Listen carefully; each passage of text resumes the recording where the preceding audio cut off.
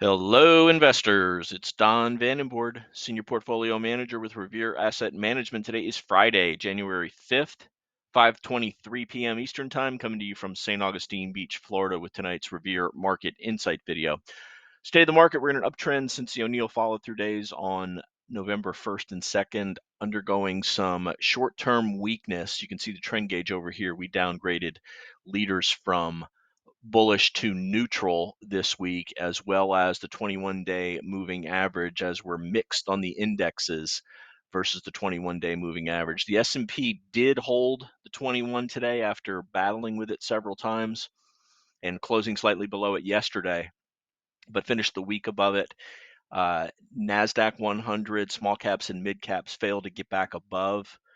Dow still firmly above the 21, so we're mixed versus the 21. If you zoom out the chart, take a look at medium term and long term, all five of the major indexes still above their 50-day and 200-day moving averages. And with it being the close of the week, we're going to show both the daily and the weekly charts to get some perspective, as I think that's important to look at. While we've seen harsh pullbacks, and in too many cases breaking the 21-day moving average in growth leaders from Q4 of last year, if you compare it to the weekly chart and look at the 10-week moving average, only about maybe 10-15% of them have broken that key level. So for now, short-term weakness, but holding up in the medium term and certainly the long term. So what happened today? Non-farm payroll report came out, and more jobs were created than were expected. And initially, this prompted a sell-off.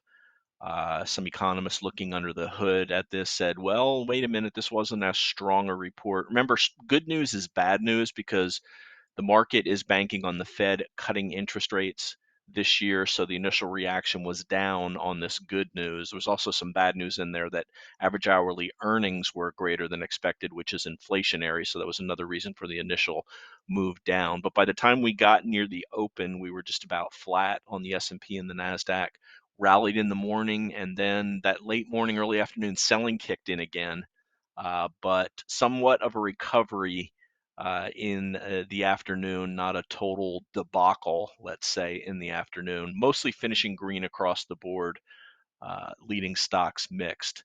S&P, as I said, did hold the 21-day exponential moving average. So here are the final numbers. The big seven, up 0.43% on average. RG8 up 0.06%. Need to see some better action out of the RG8. They're all below their now declining 21-day exponential moving average.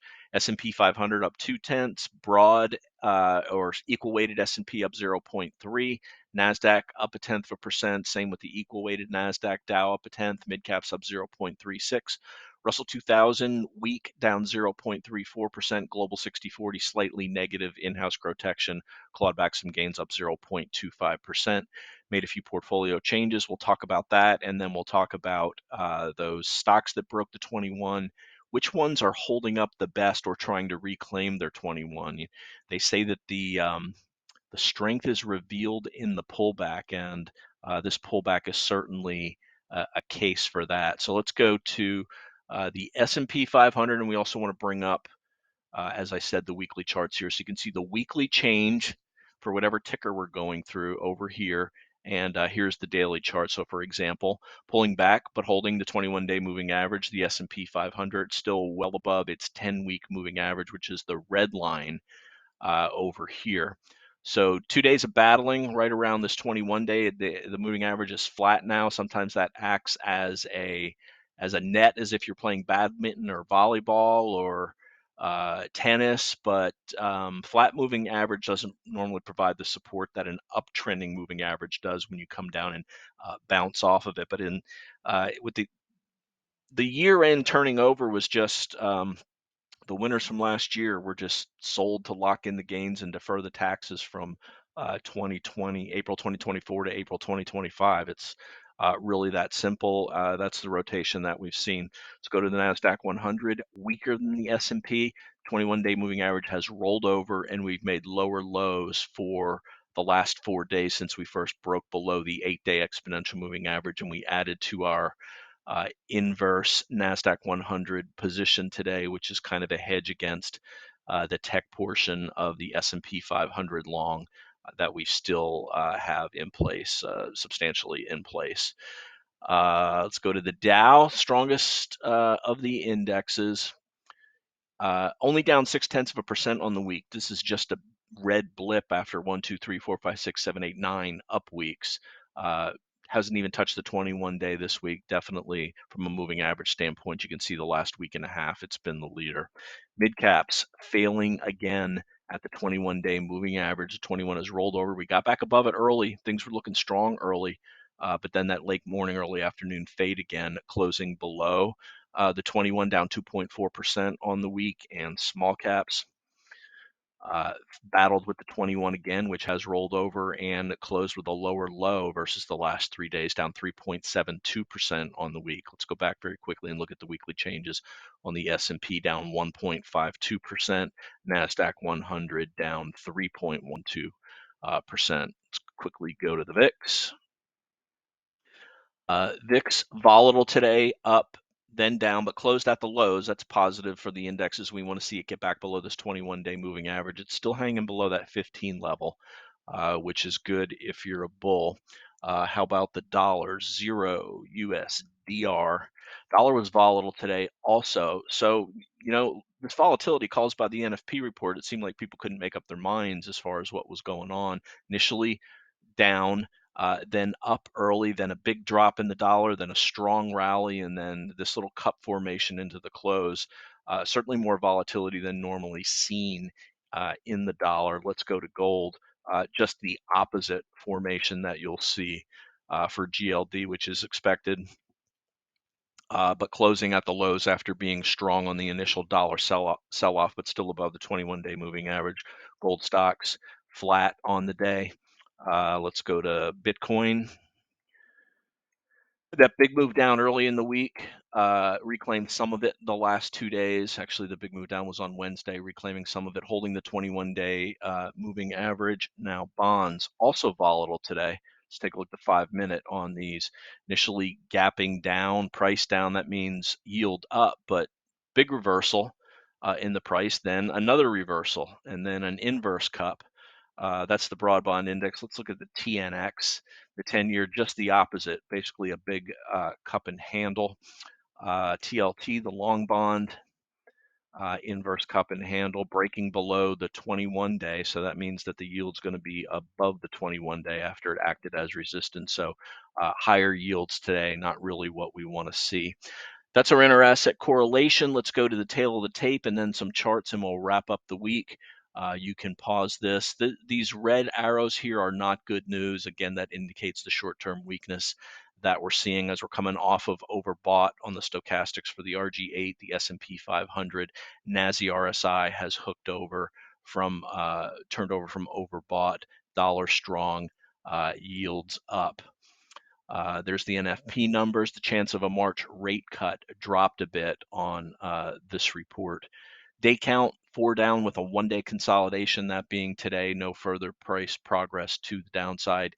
4 days below the 8-day exponential moving average. First mile close back above the 21. No real sector standouts today. Mild strength in oil services, regional banks, semiconductors after really getting hit the last couple of days, and ITB, which is builders. Dollar ended up basically flat on the day, although it took a round trip to get there. Bitcoin and the Bitcoin complex strong to the upside. So with the drop in rates initially in the morning, home builders still ended up having a good day, but we got back into nail on that reclaim of the 21 on the ITB. Then when the weakness kicked in, we sold our NRGU position for break even, snow as it failed into the 21-day moving average for break even, and live with 3 closes below the 21-day moving average for a small loss.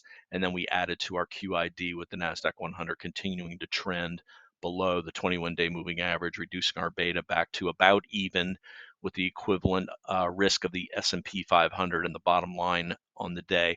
Volatile session after the NFP report. However, the S&P did hold the 21-day moving average. NASDAQ 100, small caps, mid caps, not so successful at doing that. So let's take a look at some charts here. We're going to start off with the changes we made today. We sold snow. This was one that broke the 21, tried to regain it, broke it with 3 decisive days down, tried to regain it today on an upgrade. Still closed up 3% on the day.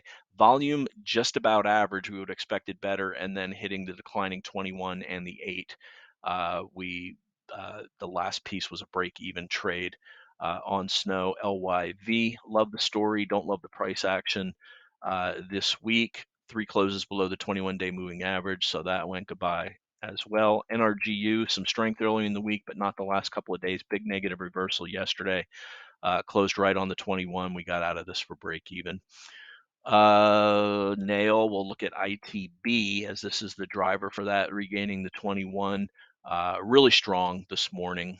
Look at the 5-minute chart on this. These stocks were bought immediately and then chopped around intraday. So again, this is pretty much the opposite of what you saw on the dollar chart and interest rates, as these are very much driven by those. So the last couple of charts I want to show is my exit 2121 exit list. I've got 30 names on this. Let's take a look at the best looking names on here as they try to reclaim their 21-day moving average. These are still very much on our watch list. Shopify, the only one of the 30 that has closed back above the 21-day moving average after a multi-day pullback here. Shop did show some strength yesterday on Thursday while the market was pulling back, and that followed through today.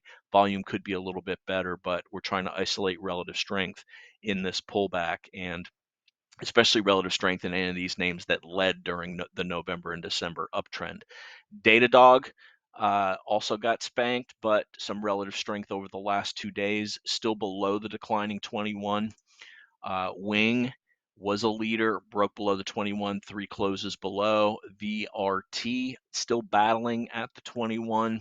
Snow ran into the 21 as I showed earlier and failed right there. Mercado Libre hit the 21 and reversed today. One stock that got back above the 21 after showing some weakness earlier in the week. So this is, you can certainly put this one into the this is bucking the weakness trend bucket. SMCI, that 300 level still acting as resistance when you get up to there.